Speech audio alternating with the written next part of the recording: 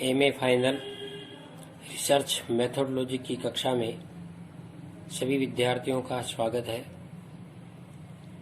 पूर्व व्याख्यान में आप लोगों ने नेटवर्क एनालिसिस, जाल विश्लेषण यानी परिवहन मार्गों के जाल के विश्लेषण की 4 विधियों तक अध्ययन किया था।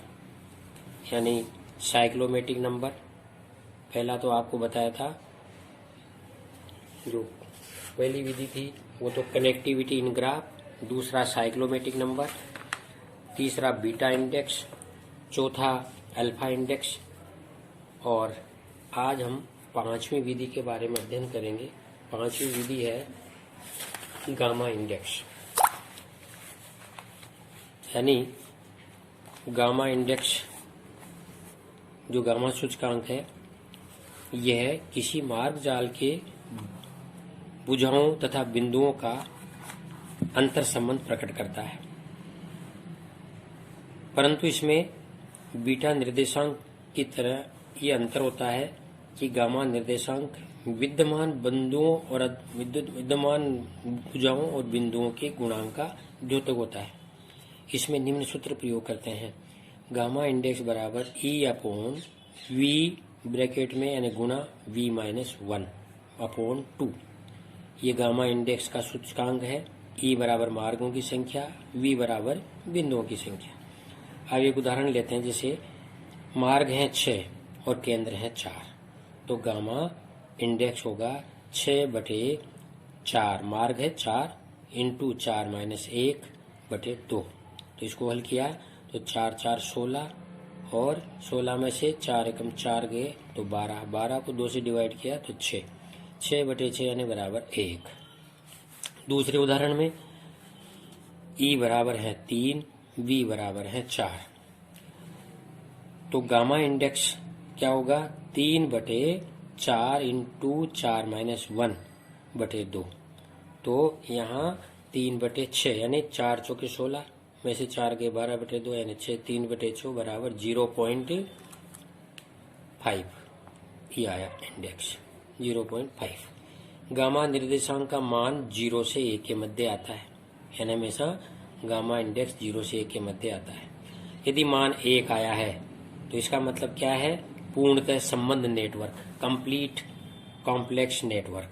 और यदि 1 से कम आया है मान तो इसका मतलब है असंबद्ध नेटवर्क, यानी अपूर्ण, पुअर नेटवर्क कहलाएगा। 6वीं विधि है, 5वीं विधि थी गामा, 6ठी विधि है पाई निर्देशांक, पाई इंडेक्स। यदि संपूर्ण मार्ग जाल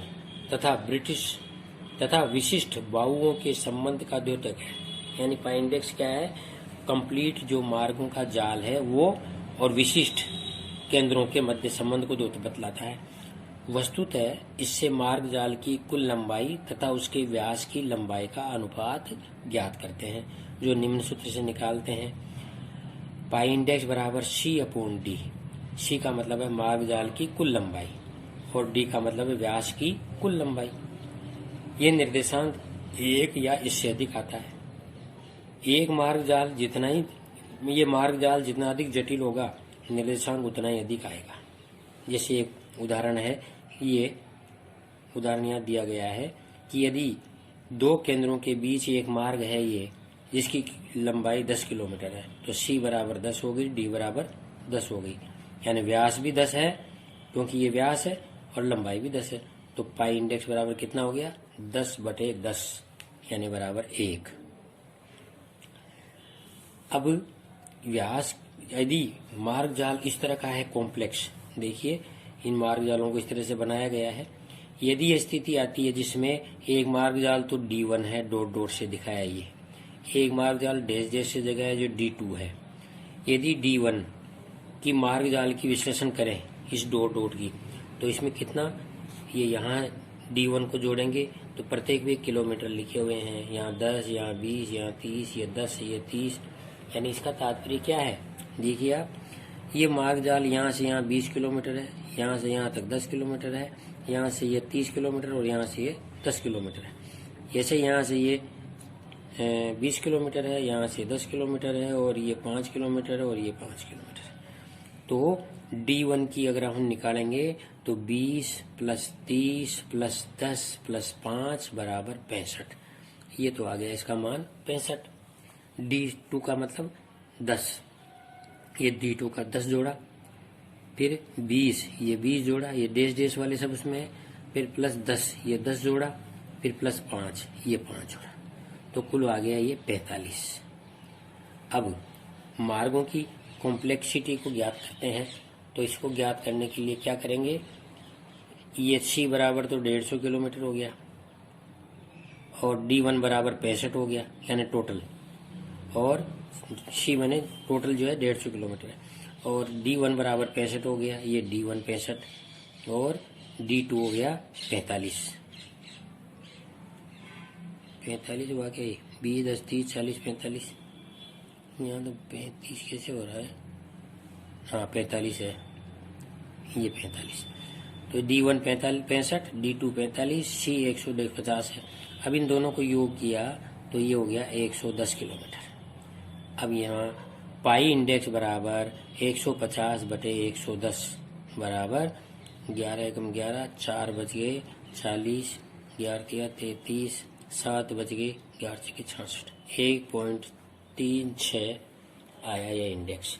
अब ये 1.36, ये मार्ग जाल जितना जटिल होगा वो उतना 1 से अधिक आएगा, यानी इसमें मार्ग जाल का मान 1.36 है, तो ये मतलब कॉम्प्लेक्स, ये कहलाएगा जटिल मार्ग जाल। इसका विश्लेषण जटिल मार्ग जाल के रूप में आया। यानी यहाँ क्या किया अपन ने, ये मार्ग जाल को जो दो मार्ग जाल थे इन दोनों की तुलना करी, तुलना करके इनकी लंबाई ज्ञात करी, और फिर इनको जोड़कर अपन ने कुल टोटल जो एवरेज व्यास है इसका वो 150 किलोमीटर है, तो अपन ने इसमें भाग दिया, कितना आया 150 बटे 110 से 1.36। इस तरह से हम पाई इंडेक्स भी निकाल सकते हैं। ये छठी विधि है। और सातवीं विधि है थीटा इंडेक्स। ये संपूर्ण मार्ग जाल तथा उसमें पड़ने वाले केंद्र बिंदुओं का अनुपात ज्ञात करता है। इसको निम्न सूत्र से निकालते हैं। ये थीटा बराबर है T/V, जिसमें T तो है संपूर्ण यातायात की मात्रा और V है केंद्र बिंदुओं की संख्या। तो इसमें क्या करते हैं, प्रत्येक बिंदु से गुजरने वाले यातायात की औसत मात्रा प्रकट होती है। संपूर्ण यातायात की जगह कुल लंबाई का भी उपयोग किया जा सकता है। सूत्र का जो उपयोग किया है इसकी बजाय थीटा बराबर M/V का रूप भी इसको हम लिख सकते हैं। अब इसको हम प्रसार इंडेक्स के जो सातवां थीटा इंडेक्स है वो वका वही है, इसमें हम सूत्र में इस मान को रख देंगे तो हम थीटा इंडेक्स भी इससे ज्ञात कर सकते हैं। नवीं विधि है प्रसार निर्देशांक। इसके द्वारा मार्ग जाल का प्रसार विस्तार ज्ञात किया जाता है। इसका सूत्र है D/N बराबर, यानी N ज्ञात कर लो या D ज्ञात कर लो, E/N D/I/J। I का मतलब है 1 और J का मतलब है 1, जिसमें D केंद्र बिंदु I से J तक की दूरी है। अतः इसे एक केंद्र से मार्ग जाल के सभी केंद्र बिंदुओं की दूरी ज्ञात करते हैं और पुनः उनको जोड़ते हैं। योग काल जितना अधिक होगा मार्ग जाल का फैलाव भी उतना ही माना जाएगा। यानी ये टोटल क्या है, प्रसार निर्देशांक। लंबाई को जोड़ा जाता है और लंबाई को जोड़ देते हैं, तो लंबाई जितनी बिंदुओं की संख्या की दूरी ज्ञात कर लेते हैं, सभी बिंदुओं के बीच की दूरी ज्ञात कर लेते हैं और उनको जोड़ देते हैं। जोड़ने से जितना योग काल अधिक होगा मार्ग जाल का फैलाव उतना ही अधिक माना जाएगा। बहुत सिंपल है प्रसार विदेशांक। केवल लंबाई को ज्ञात करके ही हम प्रसार विदेशांक की जो है गणना कर लेते हैं। यानी किसी भी मार्ग जाल का एक्सटेंशन कहलाता है ये विस्तार। एक बार और समझिए इसको। इसमें मार्ग जाल के प्रसार को ज्ञात करते हैं। उसमें क्या है, डिस्टेंस। D बराबर है डिस्टेंस और E का मतलब है लंबाई। कितनी, 1 से लेकर अनंत जितने भी केंद्र है उतने तक की। ये I और J जैसे 1 है तो उसको ज्ञात कर लेते हैं।